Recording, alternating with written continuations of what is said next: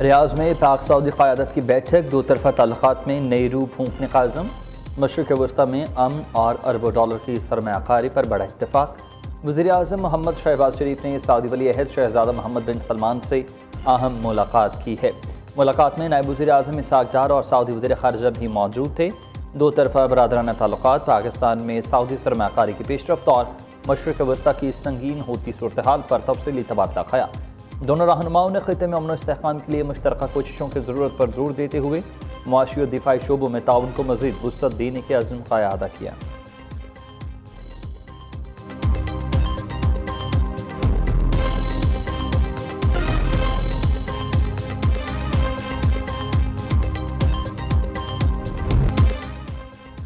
Tehran میں بڑا سفارتی مشن، فیلڈ مارشل عاصم منیب کی قیادت میں اعلیٰ سطح کا وفد ایران پہنچ گیا۔ ایرانی وزیر خارجہ سعید عباس عراقچی نے سپہ سالار کا پرتپاک استقبال کیا۔ وفد میں وزیر داخلہ محسن نقوی سمیت اعلیٰ حکام شامل۔ ایرانی قیادت اور وزارت خارجہ کے ترجمان اسماعیل بقائی کے ساتھ مشرق وسطی کی مجموعی صورتحال اور پاک ایران تعلقات پر تبادلہ خیال کیا گیا۔ اس دورے کا سب سے اہم مرکز ایران اور امریکہ کے درمیان مذاکرات کے دوسرے مرحلے کا آغاز کرنا ہے تاکہ خطے میں بڑھتی ہوئی کشیدگی کو کم کر کے پائیدار امن و استحکام کی راہیں ہموار ہو سکیں۔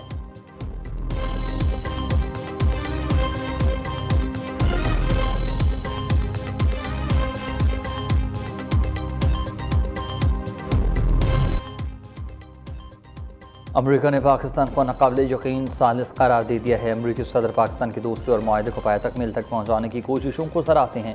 ٹرمپ کا خیال یہ ہے کہ پاکستان کے ذریعے مذاکرات کو اچھے طریقے سے جاری رکھنا ضروری ہے، اس لیے مذاکرات میں پاکستان واحد ثالث ہے۔ ترجمان وائٹ ہاؤس کی پریس بریفنگ کیرولین لیوٹ کے مطابق ایران کے ساتھ نتیجہ خیز بات چیت جاری۔ امریکہ نے سیز فائر میں توسیع کی کوئی درخواست نہیں کی۔ جنگ بندی معاہدے میں توسیع کی خبریں غلط ہیں۔ قوی امکان ہے کہ مذاکرات کا دوسرا دور بھی اسلام آباد میں ہوگا۔ چین پر امریکہ کے ٹیرف سے متعلق کوئی نئی بات فی الحال نہیں ہوئی۔ ترجمان وائٹ ہاؤس کے مطابق ابنائے ہرمز میں صرف ان بحری جہازوں کی ناکہ بندی کی جا رہی ہے جو ایرانی بندرگاہوں پر آ جا رہے ہیں۔ ابنائے ہرمز سے گزر کر دیگر خلیجی ممالک کی بندرگاہوں پر آنے جانے والے جہازوں کے لیے کوئی روک ٹوک نہیں ہے۔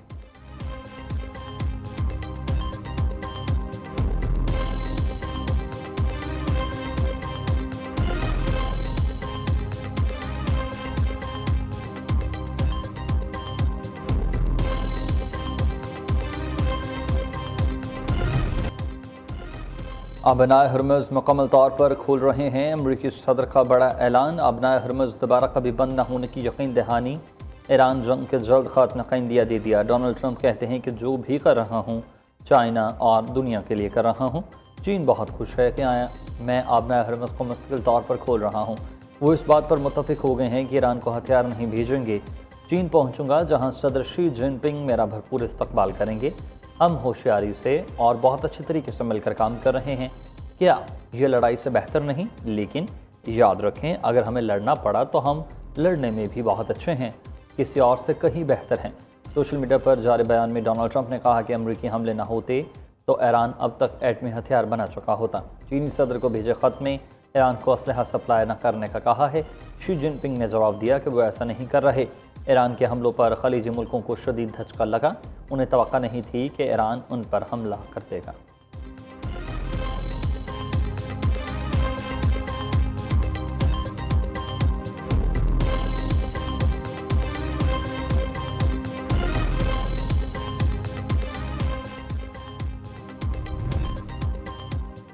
ایران اور امریکہ کے مذاکرات دوبارہ پاکستان میں ہوں کہ اب جو بھی بات چیت ہوگی مکمل جنگ بندی کے لیے ہوگی۔ پاکستانی وفد اسلام آباد میں جاری مذاکرات کے تسلسل کا حصہ ہوگا۔ ایرانی وزارت خارجہ کے ترجمان کی پریس کانفرنس اسماعیل بقائی کے مطابق بالواسطہ رابطوں کے لیے پاکستان نے بہترین کردار ادا کیا۔ پاکستان کے ذریعے امریکہ سے پیغامات کا تبادلہ جاری ہے۔ ہماری نیت ہے کہ سفارتی ذرائع سے مسائل حل کریں۔ ایران جوہری ہتھیاروں میں دلچسپی نہیں رکھتا۔ چند دن میں ایٹم بم بنانے کا الزام غلط ہے۔ جس چیز کا وجود ہی نہیں اس بنیاد پر ہمیں دہشت گردی کا نشانہ بنایا جا رہا۔ امریکہ کا جوہری صلاحیت سے متعلق اصرار امریکہ کی ناواقفی کی دلیل ہے۔ ایران ابنائے ہرمز کا پاسبان اور نگہبان ہے۔ لبنان کی مزاحمت کی حمایت سے پیچھے نہیں ہٹا۔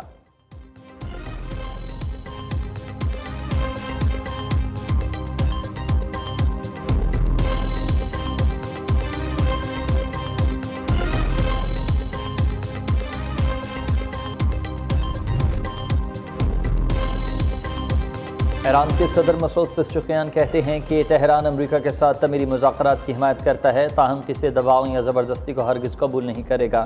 تہران میں ایک ایمرجنسی سروسز سینٹر کے دورے کے دوران ایرانی صدر نے کہا کہ ایران نہ جنگ چاہتا ہے اور نہ ہی خطے میں عدم استحکام، بلکہ ہمیشہ مکالمے اور مثبت روابط پر ہی زور دیتا آیا ہے۔ کسی بھی قسم کی طاقت یا دباؤ کے ذریعے ایران کو جھکانے کی کوشش ناکام ہوگی۔ ایرانی صدر کا دشمنوں کو دو ٹوک پیغام۔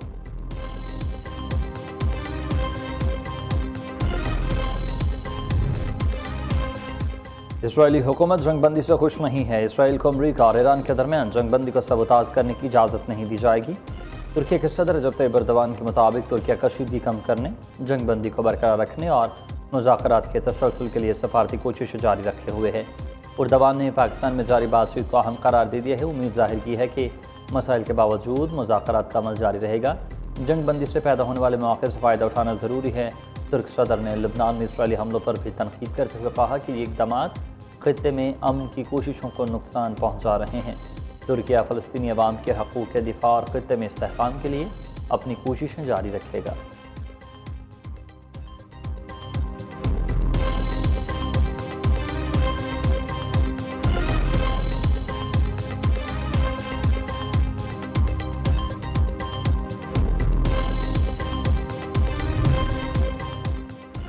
پاکستان خطے میں امن کا خواہاں ہے، سفارتکاری کے ذریعے ہی مسائل کے حل پر یقین رکھتا ہے۔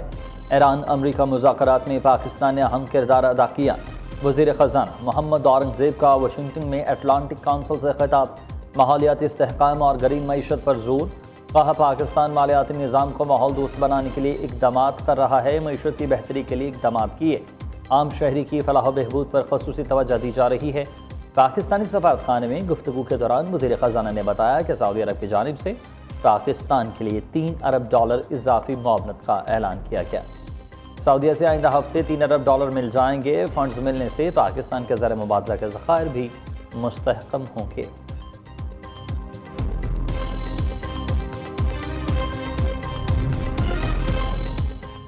وزیر اعلیٰ مریم نواز نے مثالی گاؤں اور صاف پانی منصوبوں کی اصولی منظوری دے دی۔ منصوبوں کے تحت پنجاب کے 7500 دیہات کی ترقی کا ہدف مقرر۔ وزیر اعلیٰ پنجاب کی زیر صدارت اجلاس میں مثالی گاؤں پروجیکٹ کے پہلے مرحلے پر 59 ارب روپے سے زائد کی لاگت آئے گی۔ 485 دیہات کو مثالی گاؤں میں تبدیل کرنے کا کام جاری ہے۔ مریم نواز نے ہدایات کی ہیں کہ 30 جون تک گندے پانی کے تالابوں کی صفائی مکمل کی جائے، کسی بھی واٹر فلٹریشن پلانٹ کو خراب حالت میں نہ چھوڑا جائے۔ اس مقصد کے لیے ہیلپ لائن 1336 بھی قائم کر دی گئی ہے۔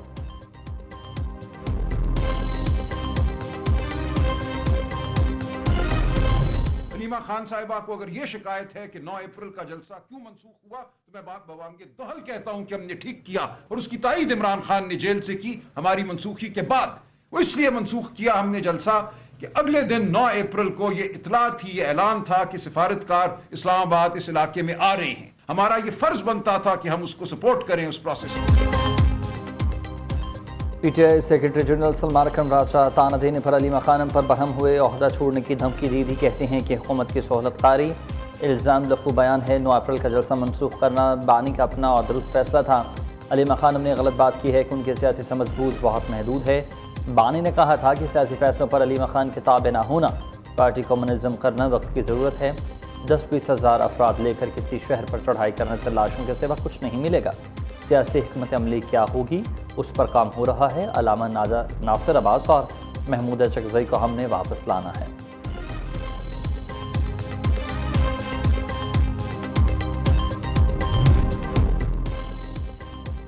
کراچی میں میٹرک امتحانات ایک بار پھر مذاق بن کر رہ گئے ہیں۔ امتحانی مراکز میں پیسوں کے عوض نقل کی شکایات۔ یونیورسٹی روڈ پر سکول میں طالبات کی نقل کرنے کی ویڈیو سامنے آ گئی۔ چیئرمین میٹرک بورڈ کا ایکشن، سینٹر سپرنٹینڈنٹ امین خاص خیلی کو معطل کر دیا گیا۔ کراچی میں میٹرک امتحانات کے دوران لوڈ شیڈنگ طلباء کے لیے ایک اور امتحان بن گئی۔ امتحانی مراکز میں لوڈ شیڈنگ سے طلباء اور اساتذہ کی مشکلات میں اضافہ۔